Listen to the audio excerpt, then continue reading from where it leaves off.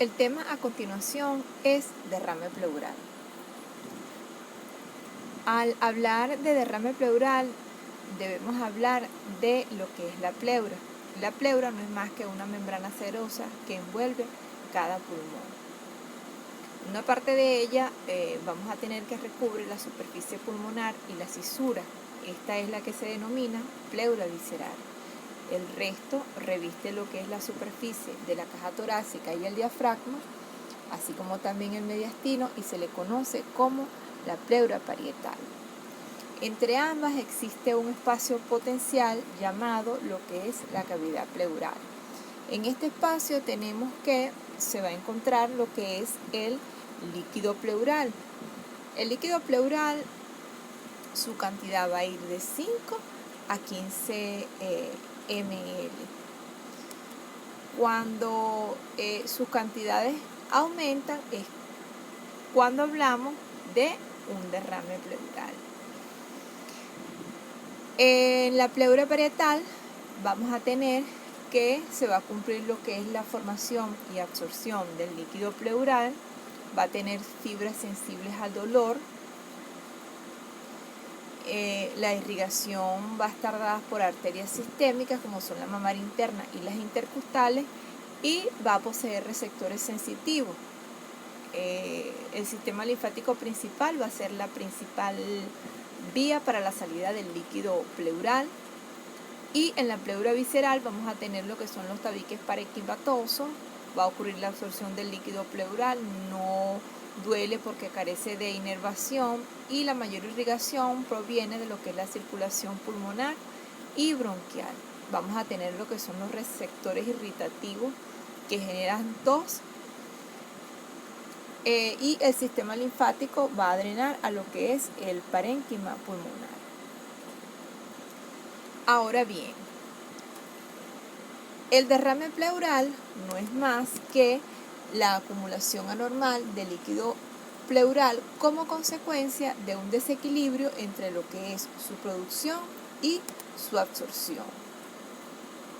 Dentro de los mecanismos vamos a tener 3. El primero va a ser por baja depuración, por bloqueo del drenaje linfático desde el espacio pleural. Esto puede ser debido a lo que son las neoplasias mediastinales y rupturas del conducto torácico.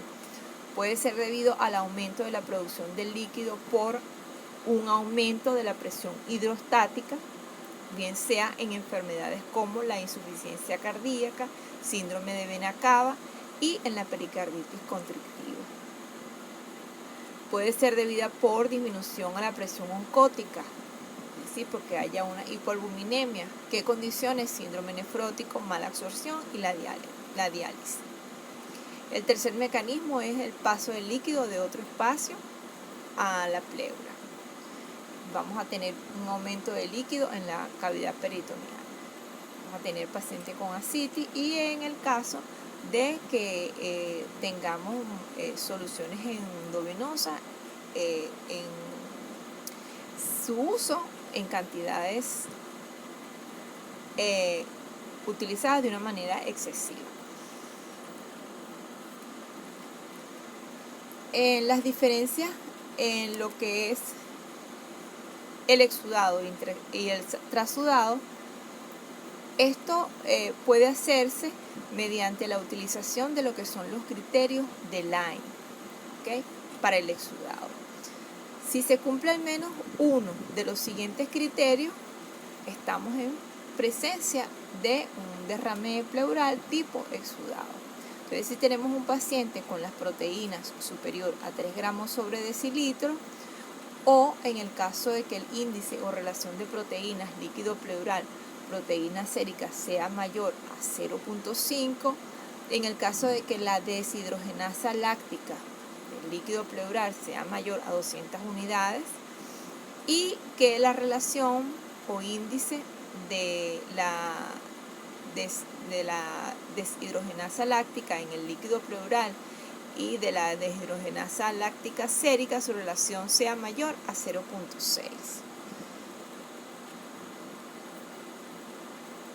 Dentro de lo que son las causas de trasudado, vamos a tener que esto se va a deber a alteraciones de las presiones capilares hidrostáticas y osmóticas, debido a enfermedades sistémicas, que por lo general desaparecen al remitir la entidad clínica. Tal es el caso de la insuficiencia cardíaca izquierda, el síndrome de obstrucción de vena cava superior, en la insuficiencia hepática, síndrome nefrótico, diálisis peritoneal, hipotiroidismo, en el urinotórax y en la telectasia pulmonar masiva.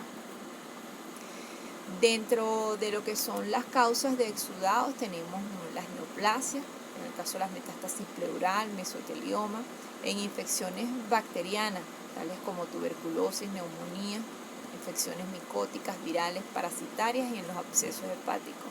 Dentro de las causas inmunológicas podemos encontrar lo que es el lupus eritematoso sistémico, la artritis reumatoide y la sarcoidosis. Dentro de las causas traumáticas tenemos hemotórax y quilotórax. Puede presentarse derrame pleural debido a exudados en hipersensibilidad a algunos medicamentos tales como la carbamazepina, metrotexate, bromocristina, minoxidil, y en alteraciones endocrinas tales como el hipertiroidismo. En la clínica vamos a tener un paciente que va a tener un dolor torácico, el cual va a ser pleurítico. El dolor va a ser localizado, cortante, se va a agravar con lo que es la tos y con los movimientos respiratorios. La tos va a ser seca y el paciente va a presentar dificultad para respirar. En el examen físico vamos a tener que a la inspección el paciente va a presentar una polipnea, va a haber disminución de la movilidad del hemitórax que está comprometido. Vamos a tener uso de los músculos accesorios, posición en decúbito lateral sobre el lado del derrame, por lo general en la postura que adopta. A la palpación vamos a tener un desplazamiento del latido de la punta en sentido contrario al sitio del derrame, una disminución de la expansibilidad torácica del lado afectado y disminución o abolición de las vibraciones en el sitio del derrame. A la percusión vamos a tener matidez en el área del derrame, lo que permite delimitar lo que es su borde superior y estimar su grado. En el caso de los derrames moderados, nosotros vamos a tener que su límite superior va a ser cóncavo hacia arriba y podemos encontrar aquí, o sea, lo que llamamos la línea o curva de Damasot o signo del menisco. A la ocultación podemos encontrar lo que es un frote.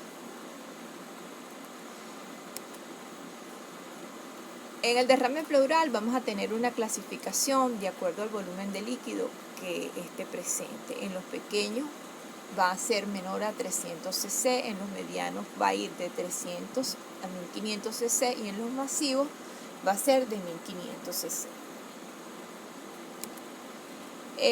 Las radiografías de tórax vamos a pedir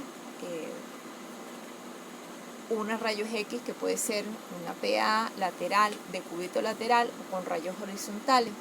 Esto nos puede permitir que analizar lo que son las estructuras, determinar si el derrame es libre o subpulmonar, además para estudiar las patologías que puedan estar asociadas, que nos explique la causa. En la diapositiva que tenemos a continuación vemos un derrame pleural a nivel de lo que es el hemitórax del lado derecho. Vamos a tener una opacidad densa, homogénea, sin broncograma aéreo, que borra los senos.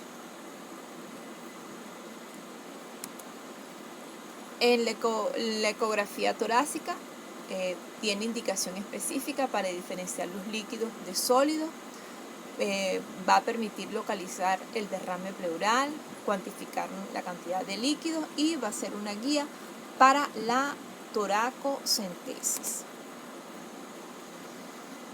La TAC, sus indicaciones van a ser similares a las del ultrasonido. La toracentesis consiste en la punción de la cavidad pleural con fines diagnósticos, porque al nosotros extraer el líquido, nosotros podemos determinar si es un exudado o un trasudado, por lo mencionado anteriormente con los criterios de Line, y con fines terapéuticos, porque al nosotros drenar la cantidad de líquido que se encuentra allí, el paciente puede mejorar sus síntomas. Otra manera de hacer diagnóstico, o sea, ver si hay alguna neoplasia o algún CA, es por medio de la biopsia pleural.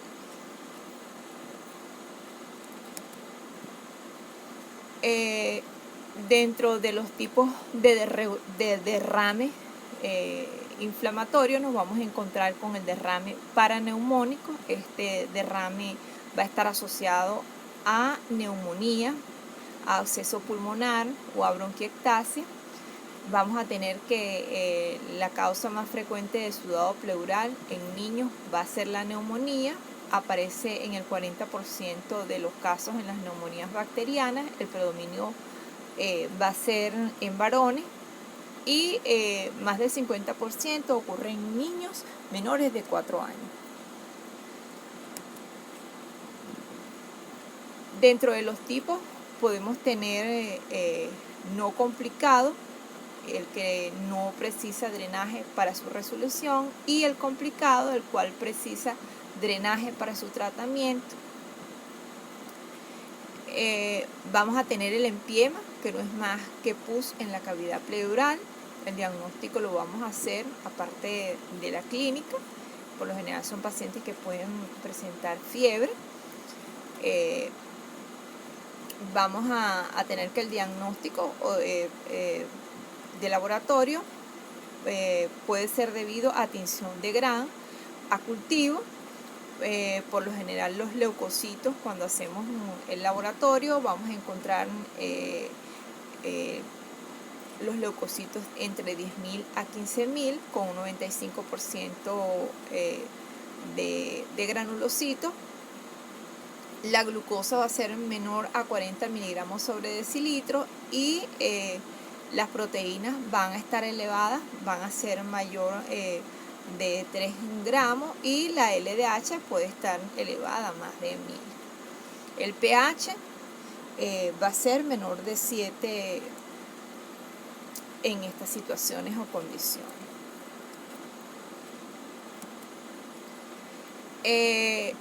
Dentro de los derrames pleurales no inflamatorios vamos a tener lo que es el hidrotórax, el cual no es más que un acúmulo de líquido no inflamatorio en la cavidad pleural. Por lo general son de tipo trasudado. ¿Cuáles enfermedades pueden presentarse aquí? En el caso de la insuficiencia cardíaca. El hemotórax vamos a tener que va a ser un escape de sangre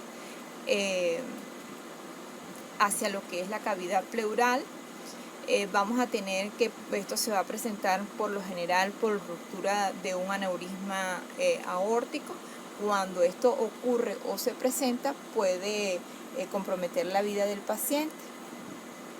El quilotórax no es más que el acúmulo de líquido con características lechosas o lechoso. Va a ser de origen linfático, puede ser bilateral, y por lo general su origen es debido a tumores malignos. El neumotórax no es más que el acúmulo de aire a nivel del espacio pleural. La fisiopatología, vamos a tener que el aire que se encuentra a nivel del espacio pleural puede originarse debido a el parénquima pulmonar, al árbol traqueobronquial, al esófago, los órganos intraabdominales, del exterior a través de la pared torácica cuando ocurre un traumatismo torácico. En ocasiones puede ocasionarse por la combinación de estas fuentes. La clasificación tenemos que puede ser un neumotórax espontáneo, el cual puede ser primario o idiopático. Por lo general el primario va a presentarse en personas jóvenes como resultado de la ruptura de una bula subpleural Y el secundario va a ser resultado de una lesión pulmonar previa, en el caso de algunas enfermedades tales como el EPOC, el asma, un paciente con TBC. El neumotórax traumático vamos a tener que va a ser debido a heridas abiertas o cerradas o por el barotrauma.